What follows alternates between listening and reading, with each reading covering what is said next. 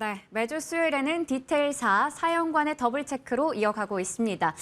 이렇게 수요일마다 매일같이 증권방송에서 쏟아지는 여러 종목들을 날카로운 시선으로 한 번 더 점검해보고 있는데요. 오늘도 교보증권 스마트영업부 사연관 차장님과 이야기 나눠보겠습니다. 차장님 안녕하세요. 네, 안녕하세요. 네. 저는 월요일과 수요일 이렇게 항상 네. 저희가 함께하지만 네. 수요일이 좀 더 재미있는 것 같아요. 뭔가 여러 증권방송의 추천주를 좀 더 다른 시각에서 볼 수 있기 맞아요. 때문인데요. 네. 오늘은 어떤 종목들이 나와 있는지 먼저 네 가지로 한번 추려봤습니다. 화면으로 만나보시죠.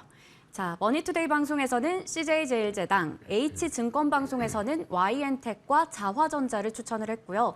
M증권방송에서는 히림을 제시를 했습니다. 첫 번째로 볼 종목은 H증권방송의 YN텍인데요. 이 종목은 산업 폐기물의 매립과 소각, 스팀 판매, 해운과 골프장 사업까지 하고 있는데 목표 주가는 13,000원, 손절가 9,000원으로 제시한 종목입니다. 지금 자리가 9,600원 정도 선인데 아직까지 목표 주가까지 좀 멀어 보이거든요. 맞아요. 어떻게 보시나요? 그 전에 여러분들이 많은 종목들을 추천을 해주시는데 네. 제가 동상이몽 의견을 드릴 때 좀 죄송해요. 그런데 이제 그런 시각보다는 네. 다양하게 이런 종목들에 대해서 의견이 있을 수 있구나 정도로 좀 참고 의견으로 들어주시면 좋을 것 같아요. 본론으로 다시 더블 체크를 하는 네. 이유인 것 같습니다. 맞아요. 네. 다양한 의견을 수렴해 보는 것은 굉장히 좀 좋은 일이고 여러분들도 공부가 많이 되실 겁니다. 네, 그래서 좋습니다. 다시 YN텍으로 좀 돌아가 보면요. 이번에 이제 폭우 테마 굉장히 걱정했는데 흰남노 별 영향을 못 주고 다행히 잘 들어갔습니다. 그래서 폭우 테마주로 좀 분류가 되면서 급등하는 양상이 나타났어요. 그런데 급등한 이후에 이 121선 정말로 이 엄청난 저항대거든요. 이게 테마성으로 뚫으려다 보니까 제대로 못 뚫고 음봉이 나오고 윗꼬리가 길게 달리면서 내려앉았어요. 그게 바로 이제 9월 5일이었죠. 그 이후로도 하락을 지속을 한 이후에 121선에 지금 위치가 되어 있거든요. 굉장히 매수하기에도 좋은 자리고 목표가도 전 고점 부근 아래쪽에 13,000원으로 잘 주신 것 같아요. 그래서 의견 일치를 드리고 싶은데요. 일단 산업 폐기물 매립 소각 이런 쪽이 주사업으로 영위를 하고 있는 상태고요. 그리고 스팀 판매라던가 해운, 골프장 사업 어떻게 보면은 포트폴리오의 다양화, 다변화가 되어 있는 부분들이 굉장히 좋은 부분이 될 수도 있지만 지금 가장 걱정되는 게 이 해운, 운임 이런 쪽의 피크아웃 이런 부분이에요. 지금 상하이 컨테이너 운임 지수는 올해 들어와서 60% 폭락을 했습니다. 우리가 정말 듣기만 해도 치가 떨리는 단어죠. 피크아웃. 인플레이션도 그렇고 해운 운임도 그렇고 이쪽은 이제 벌크 쪽이에요. 벌크 쪽을 2013년도에 YN시핑이라는 기업을 인수를 하면서 해운 쪽에 진출을 했는데요. 벤젠이라던가 톨루젠 이런 쪽의 석유화학 제품을 주로 운송을 하고 있습니다. 울산이나 이런 등지에서요. 그런데 이런 부분은 이제 컨테이너 운임 지수는 아니고요. 발틱 운임 지수랑 좀 연동이 될 것 같아요. 근데 그쪽도 좋지는 않다라는 거죠. 그래서 이쪽이 지금 22년 상반기 사업별 매출 비중을 보게 되면은 해운이 거의 50%에 달할 정도로 많이 올라왔어요. 일단 상반기에는 운임이 올라왔던 효과들을 톡톡히 보면서 매출 비중이 훨씬 커졌던 거고요. 그리고 오히려 매립하고 소각, 매립은 괜찮았어요. 매출 비중이 전년 동기 대비해서 비슷하게 가고 있는데 소각 쪽의 단가가 크게 떨어지면서 이런 부분들에서 매출이 확 줄어버리면서 오히려 해운은 더 커지는 이런 결과가 나온 거거든요. 거기다가 골프장도 업황 괜찮습니다. 지금 13.4%의 비중을 차지하고 있고요. 그 밑으로는 레미콘 사업도 또 하고 있어요. 그래서 포트폴리오는 굉장히 다양화되어 있으나 이런 것들이 해운 쪽의 비중이 상반기에 너무 올라왔기 때문에 매립이라던가 소각 이런 부분의 단가가 다시 한번 재상승하면서 본업이라고 우리가 부를 수 있는 폐기물 쪽의 매출이 올라와야 된다. 이런 말씀을 좀 드리고 싶고요. 일단 글쎄요. 실적은 하반기에 이제 운임 하락 반영을 우려하면서 주가도 계속적으로 좀 하락을 했습니다. 하지만 우리가 좀 봐야 될 것은 최근에 여러분들 공시 나오는 거 이런 것들 관심 기업은 꼭 알람 설정을 해놓으세요. 다트 전자공시 가서 내 관심 기업 등록할 수 있거든요. 그거 해놓으면 공시 나오는 것들이 바로바로 알람으로 뜹니다. 그럼 바로 확인할 수 있어요. 이건 굉장히 좀 좋은 팁을 제가 드리는 거고요. 그래서 최근에 나오는 공시가 뭐냐라고 하면은 이제 최대주주 측에 아마 아내분이실 것 같은데 이쪽에서 대표이사를 맡고 계세요. 그런데 지분을 야금야금 계속 사고 있다는 거죠. 주가가 굉장히 우리 주가 저평가돼 있다라고 스스로 기업 내에서도 생각을 하고 있다. 라고 우리도 좀 생각을 해볼 수가 있을 것 같고요. 일단 매립 소각은 가격 조정 구간이에요. 근데 중장기적으로 방향성은 명확합니다. 쓰레기라던가 폐기물은 점점 더 많이 나올 수밖에 없는 이런 환경적인 요인이고요. 특히나 산업용 쪽에서 특화가 되어 있는 이런 대형업체들의 수요는 꾸준히 발생이 될 수밖에 없는 그런 상황이에요. 그래서 이게 산업의 특성상 또 신규 업체 진입이 절대적으로 쉽지 않습니다. 정부에서 인허가를 쉽게 내주지 않는다라는 거죠. 그래서 더욱더 희소성이 부각이 될 수밖에 없는 상황에서 기존의 폐기물들을 제대로 처리하지 않으면 환경적인 규제, 우리 지금 하고 있는 것들이 전부 다 환경과 관련이 돼 있어요. 네. ESG 경영이라고 해서 E가 인바이로먼트잖아요. 그래서 환경 쪽을 굉장히 중요시하는 그런 것 때문에 기존 내연기관차에서 어떤 전기차 가고 있고요. 수소 가고 있고 태양광, 풍력 이런 신재생 에너지가 지금 각광을 받고 있는 거 아닙니까? 그래서 우리는 이런 관점으로 본다라고 했을 때는 지금 증설된 소각 능력으로 스팀 매출 확대 기대도 되고요. 기본적으로 본업, 일단 해운 쪽이 조금 안 좋아진다라고 하더라도 중장기적으로 폐기물 사업, 본업의 실적 방향성은 명확하다. 그리고 주가는 굉장히 매수하기 좋은 위치를 포구 테마, 장기 급등 이후에 단기 급락하면서 주고 있다라는 관점으로 저는 말씀을 드리고 싶습니다. 네, 의견 일치를 먼저 제시를 해주셨고요. 그리고 폐기물 주로서 일단은 좀 들썩거리는 모습이 나타났는데 그러고 나서 일단 태풍이 지났기 때문에 어느 정도 눌림 구간이 나왔습니다. 그래서 지금은 또 다른 매수의 자리가 왔다라는 말씀 주셨고요. 아무래도 탄탄한 실적을 바탕으로 해서 계속해서 갈 수 있는 그러한 지금 수익 구조를 가지고 있다라는 말씀으로 정리해 주셨습니다. 첫 번째 종목 확인해 봤고요. 두 번째로는 H증권방송에서 역시나 제시한 자화전자 보겠습니다. 자화전자 어제 김충성의 장단 맞춤에서도 네. 추천주로 나왔던 네. 종목이거든요. 새벽에 또 아이폰 14이 발표가 됐는데 네. 아무래도 뭐 벌써 또 내년에 출시되는 아이폰 맞아요. 15에 대한 기대감까지 가져가고 네. 있어요. 이 종목 어떻게 보고 계신가요? 글쎄요. 일단은 결론부터 말씀을 드리면은 좀 동상이몽 의견을 네. 드리고 싶어요. 이런 게 이제 제가 좀 가슴 아픈데 그래도 저의 개인적인 의견이 좀 많이 반영된 거기 때문에 참고 삼아서 같이 양쪽의 의견을 들어보시면 좋을 것 같아요. 일단 제가 생각하는 거는 이 더 싼 게 있어요. LG노텍. 그리고 우월적인 지위가 자화전자보다도 훨씬 큽니다. 애플 내에서요. 거의 한 70%를 담당을 하고 있죠. 그런데 굳이 지금 기대감으로 많이 올라 있는 자화전자, PER 비교해봐도 자화전자 비싸거든요. 근데 굳이 LG노텍 놔두고 자화전자 사야 될까라는 생각이 머릿속에서 떠나지가 않는 거죠.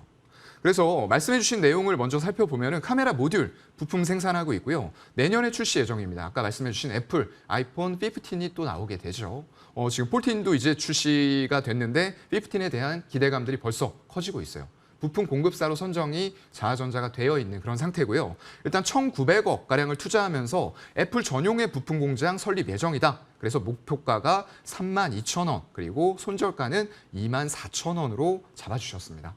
제가 이제 좀 내용을 말씀을 드리면요. 애플 이슈로 일단 단기 급등을 했다라는 부분은 팩트입니다. 굉장히 좀 단기간에 주가가 많이 올라왔고요. 그러면서 월봉 상단에 이게 일봉으로 보면 안 보이는데요. 월봉으로 가게 되면 이런 상단 계속적으로 지금 2013년 그리고 2017년에 찍었었던 29,000원대를 강하게 돌파하는 파동들이 4월에 나왔어요.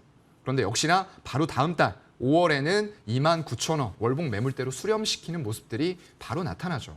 주가가 너무 과도한 기대감으로 올랐다라는 부분들을 투자자들이 분명히 인식을 하고 이렇게 오른 상태에서는 차익 실현이 나오는 거다라는 부분에 심리적인 요인이 들어있는 걸 좀 이해를 하시면 좋을 것 같고요. 그 이후에도 시장 환경과 더불어서 줄곧 20월선까지 하락했어요. 20월선이면 21,500원 정도 됐네요. 거기까지 하락을 했다가 재차 상승하는 모습들이 나오면서 다시 한번 이 29,000원 계속 막혀왔었던 엄청난 저항대죠. 29,000원을 제대로 돌파할 것이냐라는 목전에 와 있어요. 근데 지금과 같은 상태에서 지금 한 27,700원 정도 되거든요. 제가 볼 때는 이게 거의 기대감 반영을 다 한다고 하더라도 한 인중 정도까지는 차 있어요.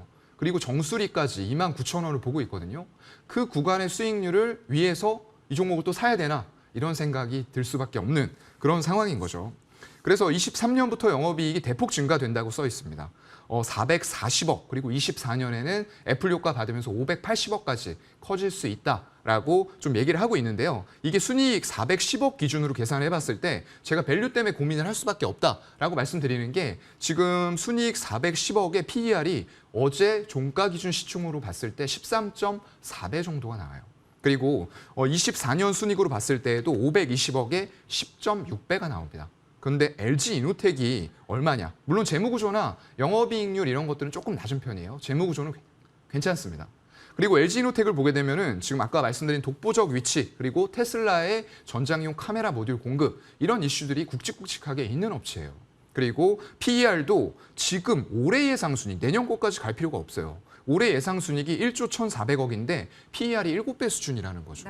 네, 메리트가 더 큰 시총을 업체고 독보적인 위치, 테슬라 모멘텀 이런 것들을 가지고 있는데도 더 싸요. 그렇다고 하면은 저한테는 선택의 여지가 없습니다.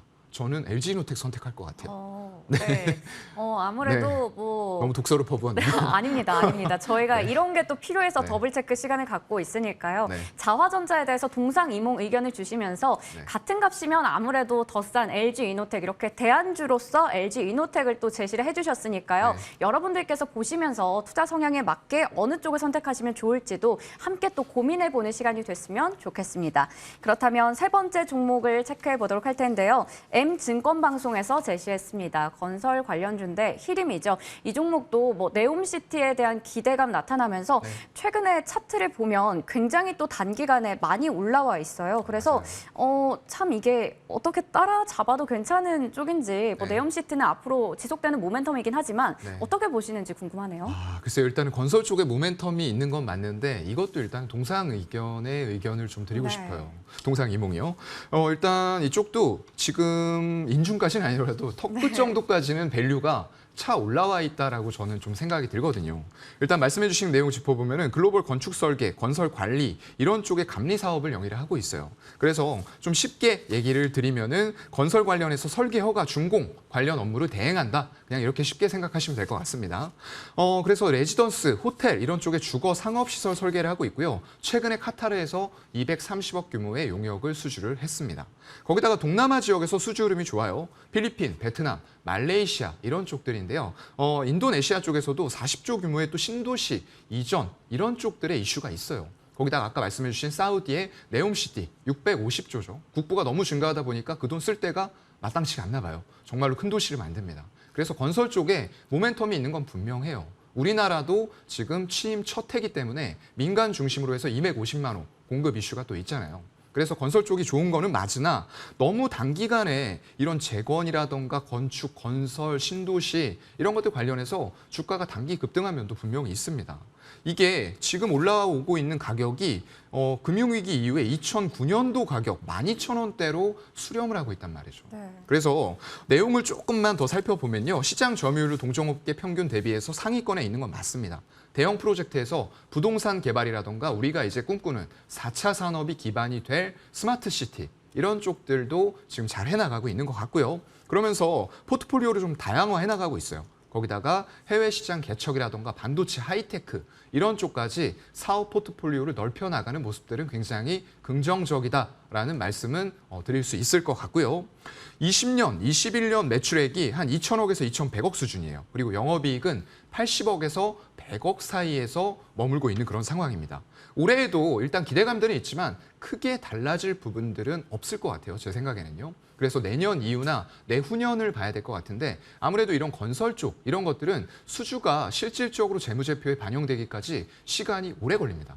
조선과 마찬가지예요. 우리가 네. 수주 받아서 수주 받았으니까 가겠지 하지만 주가는 오르락 내리락 합니다. 이게 이제 수주가 결국에는 재무제표에 반영되는 데까지 2년 걸리기 때문에 그런 거거든요. 건설 쪽도 약간 그런 경향이 있다라고 보이고요. 부채 비율은 적정해요. 180% 수준의 유보율 같은 재무 구조도 양호한 편인데요. 일단 영업이익률은 살짝 낮은 것 같아요. 4%대에서 머물고 있다라는 부분들이고요. 그래서 연 60억 수준의 단기 순이익으로 계산을 해봤을 때 PER이 어제 종가 기준으로 시총 대비하면은 25배 수준이에요. 그렇다고 하면은 최근 한 6년간 PER의 상단에 있어요.